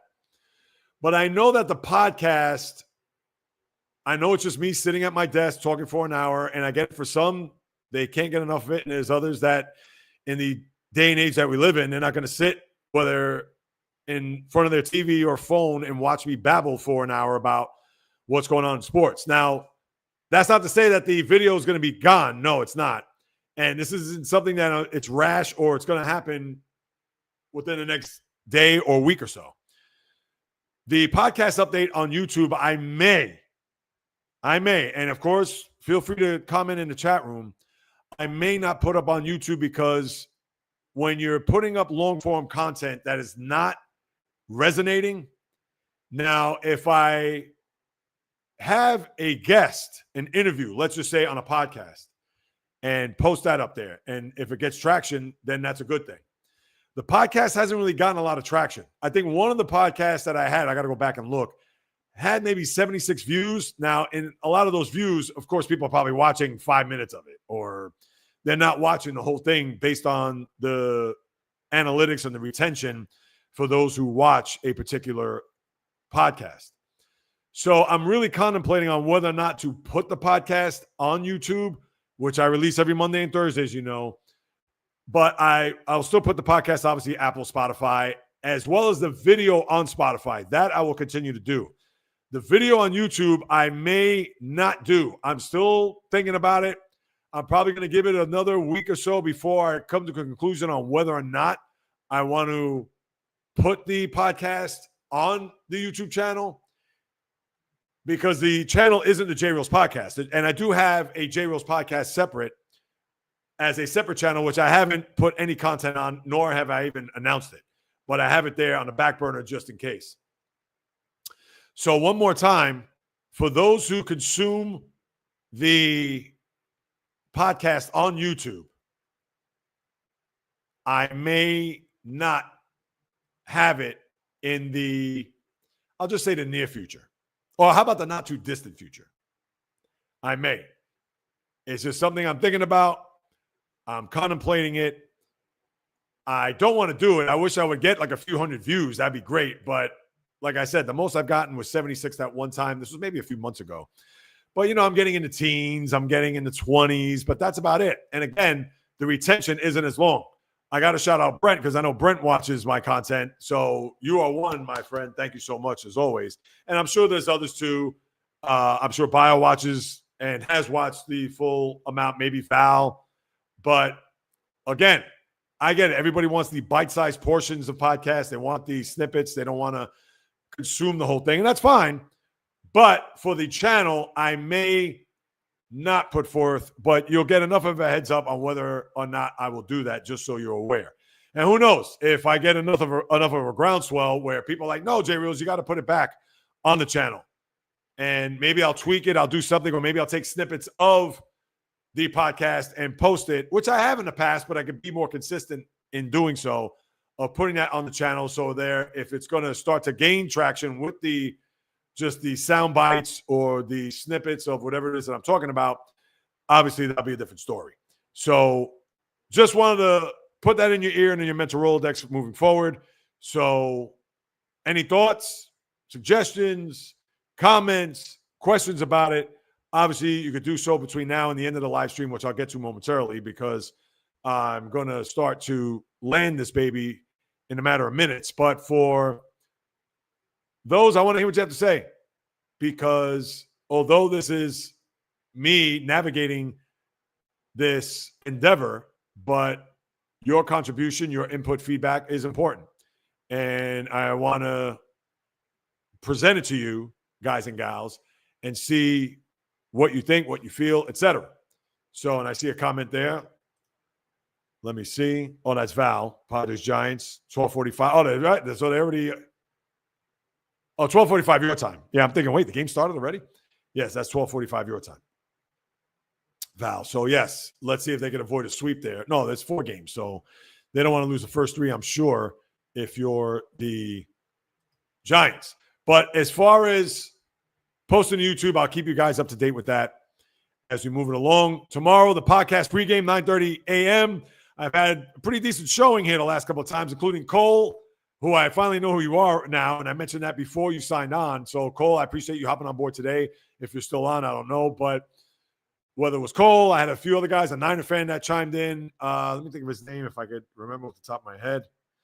I don't know. I know Felicia was one that was also a part of the podcast pregame, but it was a guy, Miles, and I thought he'd be here today, but not the case. And see you, Val, the rest of the crew. Have a wonderful week. Yes, Brent, thank you so much. So the 25th is the day when you're going to get your swag. All right. That's good to know. And yes, James, also signing off with Brent there too. But as far as the podcast pregame, check it out tomorrow, 9:30 a.m. And yes, I'll give you a preview of what the podcast is going to be like. And whatever people share in the room, I talk about. And I know I've had some weird ones here over these last few podcast pre-games, but you know what? I rolled it. So I'm not going to take it seriously to the point, we don't discuss that here. Hey, if people want to talk about, I think on Monday, what was her name? I think it was Isabel. Was it Isabel? Something Isabel. She was talking about selling her home near Daytona Beach, Florida. So we talked about it. I didn't have a problem with that. I said, all right, yeah, fine. And sadly, she lost her husband within the last year. And it was a situation where, of course, I'm going to be sensitive to that. And she was talking about, I'm selling my home, blah, blah, blah, so on and so forth. And I said, where? And I didn't go as far as particulars, how much, and bedrooms to bathrooms. But my point is that with a podcast pregame, it's almost anything goes, as long as I navigate it to where it doesn't go off the hinges. So we got that going tomorrow. I got critique videos. I got one that I'm actually in the middle of editing. It's more of a positive one in this case, but I just saw another one yesterday, which I haven't started editing, which I got to discuss, but I got to put that up before the week is out because this happened during the NFL preseason weekend of last weekend. And this guy made a big deal about this one particular thing. And I'm like, oh, geez. And no, it's not Shedeur Sanders, by the way. So just got that. And then any last thoughts from the chat room? I see a couple of comments, which I'll get to. Please share your thoughts now. As always, please subscribe, leave a comment for those who haven't done so.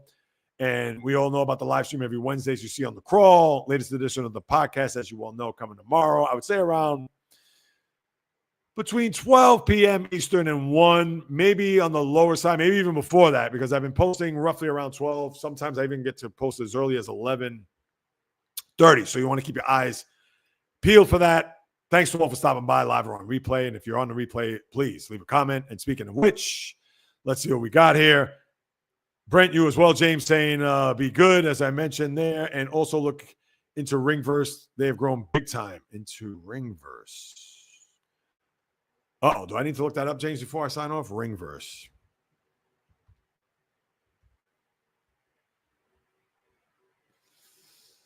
Poem, Black Speech. I don't know. Maybe that went over my head, I think. James, help me out here. Ringverse. Let me see if I scroll back. I don't know. James, if you would clear that up for me before I sign off, I will, and I'll make sure to put your comment up. So, and obviously for those who have hopped on board, I appreciate you guys and gals, all of you, for tuning in to another weekly Wednesday live stream. That's what I got. I hope you guys enjoyed it. Thanks to Bio, of course, for hopping on board and everybody else that did so as well. I see a comment. I'll get to that right after I close. But you know the drill. Every Wednesday, 12 noon, and including the other pop-up live streams there Monday and Thursday. As you all know, content coming at you as much as I can, trying to branch out, trying to do a bunch of different things. I also have, now this is for people that live in the Northeast, I'm also thinking about doing a bit of a live show, but it's more of an outdoor thing and more of a meet and greet, if that's the case. So I want to unpack that now because I want to make sure that I have dates set, etc. So just keep that in mind as we move it along. And yeah, that'll do it. Another live stream just about the books. As always, thank you so much. I know I said that 1,000 times, people. I can't stress it enough how much I thank you for carving out personal time out of your day to listen to what it is I have to say, and Bio and everybody else in the chat room on what's going on in sports. Of course, subscribe, leave a comment, rate, review, the whole nine. Share with your family, friends, foes, frenemies. I would sincerely appreciate that. If you want swag, hit me up. I'll tell you what I got as far as that. And I plan to get more swag, but of course, I got to generate some income in order to do so. I want to get some beer glasses, maybe some coffee mugs, tumblers, things of that nature. So I do have that in the works, but again, nothing imminent. So just keep that in mind. But if you want swag, just hit me up. Send a comment, whether it be on YouTube or my email address is the jreelspodcast@gmail.com. Feel free to do that there, because whether you do or do not know, over the last hour and 44 minutes, if you can't tell that this is what I love to do, then you're going to have to come back tomorrow to the live stream or to listen to the podcast, or next week, next Wednesday's live stream, to get more of yours truly unpacking everything that's happening in the world of sports. And before I conclude, let's see what we got here. They host podcasts. Oh, Ringverse. James, you the man. Podcast host. I'm going to look into that because I saw Ringverse, but then I got Reddit threads and things of that nature. So the Ringverse podcast. Yeah, your go-to Nexus podcast for all things nerd culture and fandom. I appreciate that, James. And I know you've always tried to contribute in any way, shape, form possible. So thank you. Also, The Ringer. Yeah. Oh, it's also called Ringer, not to be confused with Bill Simmons, The Ringer. Gotcha. Awesome. They host podcasts. Yes. And Val, absolutely yay to you too. So with that being said, people, from the South Bronx to South Beach to South Central to South Pacific and all points beyond, peace, love, and God bless everybody. Until next time on the J Reels live stream, always coming correct, direct, and in full effect with my thoughts, opinions, critiques, praise, analysis, feelings on anything and everything that's happening on the diamond, ice, gridiron, hardwood, golf course, racetrack, tennis court, boxing ring, octagon, you name it. From my lips to your ears, from my heart to your soul, from where I am to wherever you are. One more time, the J Reels live stream always comes live, correct, directed, in full effect. And until next time, people, peace, love, and God bless. On the flip, baby.